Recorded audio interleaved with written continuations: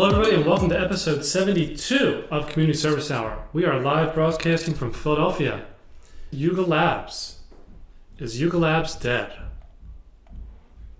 Clickbait. Sounds like it. Bait. I checked Yuga Labs live stream this morning and was the only person who was there. And this was live streamed on what? They seem to be doing pretty well a month ago when they did their Ordinals sale. Pretty sure they made several $1 million and a lot of attention. Okay, so officially having a live stream that nobody shows up to is not... First of all, was this a Twitter live stream? Because I've had Twitter live streams where I can't even get it myself, and I'm the one who started it. So, I mean, technology-wise, people don't feel like talking about Yuga Labs this week. I don't see this as a problem. No, Yuga Labs is not dead. Is that all we got? Is this one screenshot? I fell for the clickbait, and there's nothing going on here. Okay. Ticketing standard. This is something we brought up, I think, last week at the end. Who brought this up? And yeah, correct. Yeah, who's this from? This is from me, Thomas. Great. Yeah, we had touched on it at the end of the call last week, and you said, go ahead and add it to the agenda for this week. So I went through, because originally I was talking, wanting to understand how to work through it, what some of the workflow aspects would be, considerations, etc. You had mentioned to kind of list what those functions would be. So this was kind of the ones that come to the top of my mind. But they're totally open, no pride in authorship, and just want to kind of discuss it and talk through it. As kind of like the basis, really when we're looking at issuing out tickets as NFTs, we started off with the 721 standard, and then just as we had different functionality and use cases and things like that, we've had to kind of customize the smart contract. And so now that we've been doing it for a little while now, we're interested in kind of, and we're having a number of conversations with different ticket issuers and resellers and things like that, where now we want to be able to kind of help to craft a standard that would allow for this interoperability, because it's really unique in that when you kind of start to get into it, there's a number of components, and even if you go on to like OpenSea, we try to put as much information into like the description so that it's useful and usable, including like links to go and check things. But the challenge is that in the actual metadata structure, those things, there's a lot of information that really needs to be brought to the surface that we don't see anywhere else at the moment. Got it. So I'm going to break this down even a little bit more. So I'm going to start here at the top. First of all, thank you for bringing it up. This is a great topic. I'd like to break this open a little bit by separating what is ERC 721 or what's an NFT, which of these things kind of go into it, and then what of these things are kind of outside of the scope. Okay, so your transfer is being encumbered. So transfer, that's a normal thing. So transfer from is what we call it. And so we're actually encumbering the transfer. So we're adding stuff here. So one is we have a limit on number of transfers remaining. Mm-hmm. Okay, so that's... And as you said, per minute? Per thing? If somebody was issued a ticket from like a radio station for a promotion, that was just for them to redeem, and that's it, right? Like it's not for them to give to somebody else or for them to sell in a secondary. And so now there could also be, so whether it is non-transferable, which means that it could be essentially zero, or if it could be transferred X number of times. So, okay, I see what you're doing. You're just taking that into the NFT function and then having or NFT, functions, and then designing the actual function itself. So whatever that variable would be, this is the function that would control it. The denying of transfers is related to the existing feature of transferability. Got it. Yeah. So the transfer from is related to the current 721 standard. Cool. And so, for example, that does not affect how the thing is minted. Yep. I mean, it could be, but it's not incumbent upon that. Minting / redeem. Well, we'll talk about redeem in a sec. Redeem, is this just going to be the token will be destroyed? No. So what happens is, so the ticket can be used for entry, right? That's its primary utility. Yep. And so what we do is we encourage a state change. So upon redemption, which is listed here, it'll kind of change the image in a way so that it has like this kind of redeemed state. but it doesn't need to have a state change. Let's talk about royalty, 2981. We're talking about some type of a royalty percentage, which is enforced elsewhere. Mm-hmm. We're also talking about splitting, which is not currently supported there, but there are others. Yeah, okay.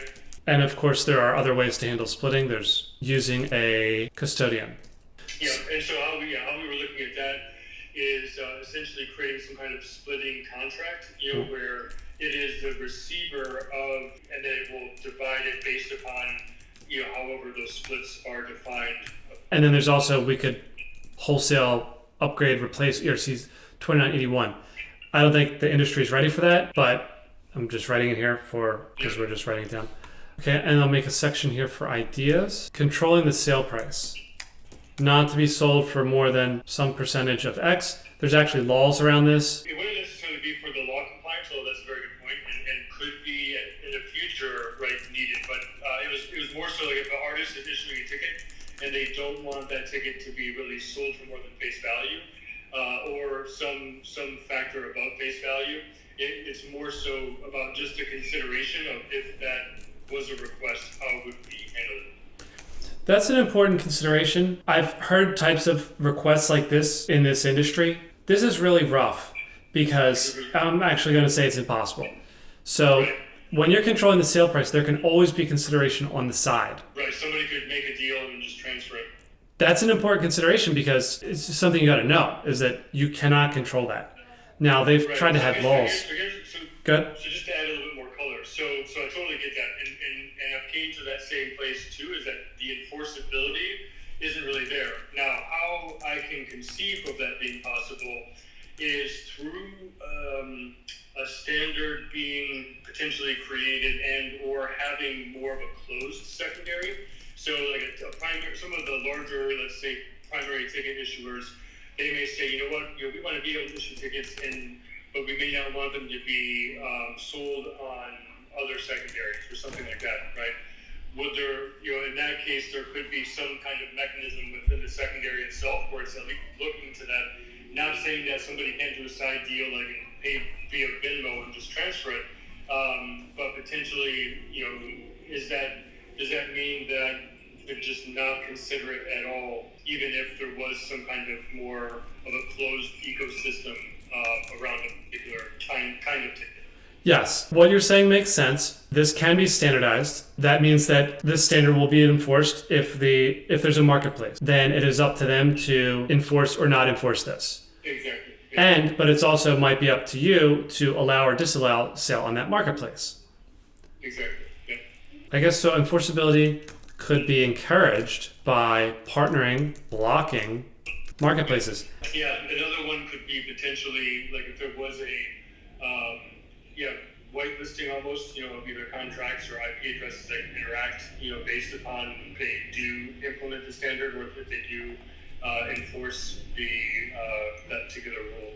And there's a lot to be said for encouraging people and setting up incentives. Right. Yeah, exactly. And I'm much more for those kind of incentives than hard kind of rules myself. It's really a question of, is this marketplace dedicated solely for this project? If so, you don't need to standardize anything. You just tell them, you just put on your website, here's our expectations, here's our code of conduct. If you follow our code of conduct, here's what you're going to get. If you don't, here's what you're going to get. And your website becomes the standard. So that's a business consideration. Is this something you want to standardize based on that? So we do want it to be more interoperable, to plan for more of that ecosystem, versus having it locked down. Because then at that point, it's almost like why NFT to a degree. But there are some other use cases. We've also thought about having, and I didn't list this, but having certain things that may be in place, like certain rules, where let's say that from the time that you buy a ticket until the time that the event takes place, right, then any kind of resale has that utility of getting into that event. Once the event is over with, now it becomes more of a collectible, right, in a way. And maybe that collectible has additional utilities that we'll get into, but there could be a time period, right, where certain things are more so the case than after. We've got other concepts here. We've got refunds. To me, this function would be not trying to embody all of those rules, because those rules can change, as you mentioned, from event to event or use case to use case. but more so it would be if it was refunded, would that kind of roll it back or transfer it back to either burn it or transfer it to another pool? A lot can be said for doing these things with metadata. Obviously, the picture you show a big void on top of it, it's going to be pretty clear that that's been voided. Yeah. You can do it in the metadata. You could just do these things. And there's another way that you can handle this called fuses. A fuse would be something in a smart contract that only goes one direction. This is a word I'm stealing from Ethereum Name Service. ENS has fuses as well. And again, anything you can do with a fuse, you can also do without a fuse. But the fuse kind of just shows that this is a permanent change. And we focused on music assets during that time period. And since we were releasing music assets and now tickets, what will happen is there will be redeemables that are associated to that particular asset, right? It may come with a piece of merchandise. It may come with being able to redeem for a physical item, right? Or a digital experience. And so the idea is that there is something like associated that is redeemable. If I use the meet and greet, but I wanted to sell the other functionality or sell the asset with the other ones, there needs to be a way to list, right, what is included and still available. That's definitely, there's a product design decision here. So you can have these as fuses, whether they're implemented in a smart contract or in metadata. You've got a ticket. The ticket either has the feature of meet and greet or doesn't. And if it does, you either used it or you didn't. It's also nice to know if you used it, even if the ticket has a drink ticket. Usually, like I have had physical tickets where I go to a party and they give you a ticket and you literally walk up to the bar and they rip the corner off. Mm-hmm. I've seen that even when the corner's not rip-offable. They know. A ticket without a corner, right, they know what it means. And then you try to walk up to the bar and you put your thumb over that like it wasn't ripped. And people have been doing that. Right. That's a fuse. Ripping corner of a ticket is a fuse. Now, also, some people don't want to rip the ticket. Like they want a virgin, undisturbed ticket. That's a thing too. You can't rip a ticket. Yeah, no, I like the concept of the fuse, and it definitely adds to the collectability, right? Some people like to have things that have been transferred, or so it does kind of indicate in that way too. I'm just saying that this is something people actually care about, and that it informs the product design of how the fuses work or whatever. So that's another concept, and that concept is basically about bundling and unbundling. Yep. And so my thought process there was, if it does come with these utilities, like a lottery mechanism of sorts, where let's just say a lot of communities, right? Because community is kind of baked into these assets. So what if somebody were to win something like a meet and greet, but they said, what, I either have the opportunity to redeem that myself. What if I wanted to, because I won it, what if I wanted to sell it to somebody else who wanted, who actually cared more about that? And so that's where you can unbundle it. Now, my thought process was potentially more about like 1155s or something like that, where you'd actually have like some of these utilities bundled, but I'm open to how else that could be implemented. I mean, the easiest solution is don't do anything and you just scan the ticket and then do it in Excel. Okay. There's nothing wrong with that. And so you scan it and it either scans and you did it, or you scan it and it wasn't done. That's the easiest and therefore the default way to do it. And then as you move up. So is that in some ways would it be like a composable where if it's baked into your asset, but let's say you were like, okay, I don't really care about the meet and greet. Yeah. Okay. Don't worry too much about composability of that. Is the meet and greet attached to this seat the same as the meet and greet attached to that seat?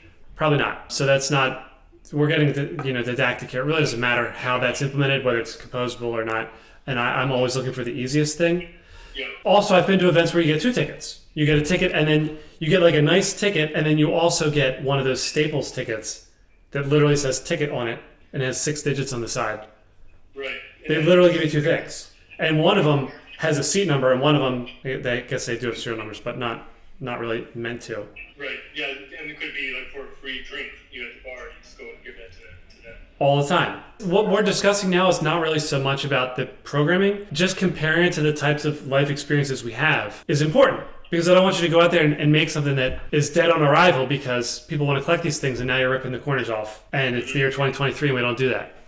Sometimes these decisions are just as important as the technology. So we've got metadata here. So let's go through these. Event title, obviously this is going to be there.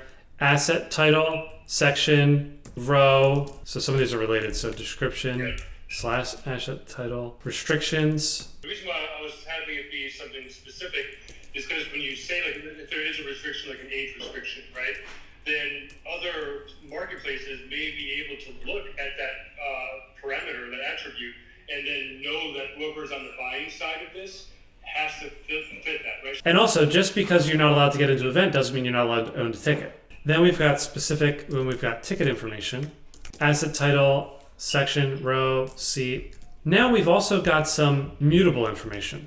Redemption, the timestamp, redeemed, where it went, asset media, and then just graphics. Okay, so this is interesting. Graphics, asset media initial, asset media redeemed, surprised, voided. Yeah, and so this is something that we've done where it's kind of like, based upon something, it triggers a state change. So upon redemption, there could be, like we did this with an event in New York where it was black and white, and then once you went in and scanned it, the NFT turned color, right? But it could also be, you don't even know what the NFT is going to be, or the final imagery, right? We've also done like generative releases, where upon scanning, it will actually do a reveal. If you have like a certain status at an airline, and they have like a business class seat available, and they scan you in, all of a sudden it'll print like another ticket that they give to you to like sit in the new assigned seat.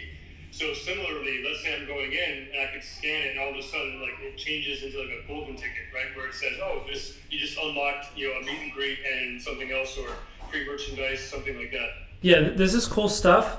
This can probably be handled. I would handle this off-chain, probably on-chain metadata, and then maybe this will be like some integration stuff. But isn't that just like how we handled it is essentially just had a different IPFS locator, like a pointer, and then based on whatever state it is, it changes the pointer that it's using.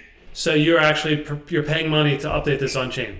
Well, yeah, we went on Polygon, so it's kind of negligible. But yes. And so now, can we just talk about that for a second? So in that instance, let's say I go in, I scan my ticket, and it changes, and that change also operates as a proof of attendance, right? Because it shows that I was actually physically there. So I'm trying to think of the use case of where that would be in a Web 2 server, because if it is actually updating the media for the asset itself, how would that be able to reside off-chain? Yep. So there is a cop-out in NFT and all the standards where you don't need to have all your files on IPFS and hash secured. These can link to anywhere. So this image could be hosted on an S3 bucket, and you can just change the picture on the S3 bucket, and you can change the metadata on the S3 bucket. Okay, that makes sense. So the pointer can be going to something else that's dynamic. Right. Got it. And so I'll just briefly comment on which one of these are going to be tough. Royalties, creating a competitor to ERC 2981, it's going to be very difficult. Then we've got this whole Blur versus OpenSea debacle, and let alone looks rare and rareable. It's just such a big problem, and we barely have adoption now, and there's already pushback. So having another competitor I would not recommend that this decade. Right. So just kind of looking at whatever the industry standard is going to be. Controlling the sale price. This is similar. Indirectly reduces the liquidity of the asset, how attractive this asset is on marketplaces. If marketplaces are fighting against royalties, then marketplaces are twice as hard going to fight against control sale price. PS, control sale price, it doesn't exist yet. So you've got to come from zero, make people want this, and there's going to be more pushback than royalties. But if you've got a very niche marketplace, yes, I've learned that it takes a long time to get there. So I recommend punting this whole thing and instead just addressing this as a web page on your website, if it is legal in the first place. Refunds, there's a good way to handle this. So this can be done as an agreement. You could also do refunds as a burn function, something off-chain that you sign as a Merkle root or as a Merkle signature, and then they play it. Redeemable components, this makes a lot of sense too. This is an important product decision. On-chain metadata, a lot of this stuff makes sense. I don't think you need to invent or use anything weird about this. We have metadata standards. OpenSea has published them. They are the de facto standards. Use them for sure. There's nothing wrong with having 20. For practical reasons, you may want to order them. In terms of here with systems integrations, we talked about a few different ways to do it. I think you'll do it the Web3 way. Maybe that's what you're considering. And this could be done with fuses, which is a cool thing. These asset states, I don't think need to be kept anywhere. in terms of the smart contract. So that's the hot take. But glad to hear this is coming through. This is definitely a use case that makes a lot of sense. People definitely want these things to happen. Yeah, no, I appreciate that. And very useful. Thank you. Cool, thanks for bringing this up. SQLite audit, is this related to the New York thing? Yeah, sure is. I checked it out and seems like a really cool project and just had a few questions regarding it. Great, let me pull this up. So this was introduced at DSci NYC. Yeah, DSci NYC. And this was last week. I gave a presentation about science and medicine and rights of people that their data is being used for different things. A couple great examples. And I didn't want to leave the room without giving some code. It's a pretty simple example, not ashamed with that, and showing a little sequel here about how to make databases where you can implement some of these Web3 ideas that we're talking about. Sometimes there's DAOs doing these things, but we're talking about proving the existence of data, proving the mutations of a database. And I want to just show that off. This is something this is kind of my one more thing slide at the end of the presentation. And so bringing it up, current use cases. Do you just want to go through these questions, or do you want to? Yeah, just going through the questions. I can go into more detail on each one. For current use cases, I'm wondering if you saw anything besides medical that was really interesting to you, and secondarily, how would you think about a framework for when you would implement one of these databases? Because it seems pretty vast. Absolutely. This is a very basic template. This example that you're looking at on the screen, if you're on Twitch, it's a database that just tracks favorite words. There's a audit of that database showing changing to the favorite words. So that would be adding a word, removing a word, changing a word. And then it uses some database triggers so that this is automated. We would also probably use some access controls in SQL so that the audit table could not be changed. This mechanism is extremely broad, it's generic, and it can be used everywhere. And in fact, some people after the speech came up to me, they're like, you're just talking about versioned databases, right? With audit trails. I'm like, yeah. They're like, yeah, we're supposed to use that everywhere. I'm like, yeah, that should be the default. So this has very broad applications in finance. So in finance and accounting, you are supposed to have an audit trail that is separate from your actual financial database. And some of these things are encoded in regulations, and it is Sarbanes-Oxley compliant, which is one of the rules in the United States for public companies. It is necessary that you separate the concerns of people that are putting the data in the database versus the people that are maintaining the database. They need to be different people. Does anybody know a high-profile example of a financial or quasi-financial institution where somebody had access to add billions of dollars and then hide it and then edit the audit trail? Does anybody know one? Yell it out. Well, that'd be SBF, right? That's right. Gave himself root control of the database or something like that, where he was able to hide the audit records. This is a huge problem, and Sarbanes-Oxley disallows that. People that work in finance, accounting, know these rules. My wife does audit. She audits the process to make sure that these audits are possible. And this is something you check for. You check for system design, who has control of this. And so this is a implementation where using a database, using a separate table, you can have an audit trail. And you just track what's changed. Business records, government records, tax records, receipts of payment. For example, when you go to other countries than the US, they have sales tax much better figured out than we do here. You go to Mexico, you go to Taiwan, I think is the best one, and you buy something on the street, you buy noodles on the street, and they give you a paper receipt. I'm like, wow, you're paying tax on that. Like, how did you trick all these noodle sellers to pay taxes on noodles when they could just transact in cash? And the reason why is because they print out a receipt, and then on there is a QR code which you scan, and it is also a lottery ticket, which people that buy noodles like lottery tickets, right? So it just really formalizes the economy. It's just a great thing. Now, if you're going to do things like that, printing out a receipt, that is an audit trail. Because even if you were to reverse the transaction, you would have a separate receipt for the reversal. These concepts, whether they're SQL databases or not, or whether they're, however, I have no idea how they implement these systems. I've seen the QR codes. Some of them you can actually decompose. This is the business method. You need to use this for all kinds of stuff. Attestation. This is exactly the same as blockchain. You use attestation for inclusion proofs. So this would be an inclusion proof. You would say, I want to know that my transaction was included on the ledger. And I'm going down a level from smart contracts, I'm going to chains. You would be working with another node and you would say, prove this. And well, the way we do that is we use an inclusion proof. And so we'd say, okay, well, you know that block hash I just told you about 5 seconds ago? which there's all this proof of work on top of it, so you know that it's not a scam or it's not likely to be reversed. Remember that block hash I just told you? Well, that block hash includes a list of all the transactions inside. And I'm not going to tell you all the transactions, but I will give you a Merkle proof to show that the transaction you care about is in there. In other words, your transaction was mined. And you can see it as attested by this.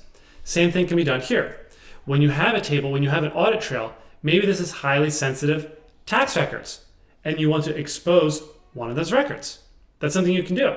You can make a Merkle proof of all the data, and then you can just expose the data you care about and give it to you. So that is the approach here. I don't plan to myself implement this as Postgres. I do plan to just explain this. I think the explanation is the important part. If you understand this concept, even just as much as we talked about it, then you are qualified to make the future a little bit better and set up these attestations. All right, thanks so much.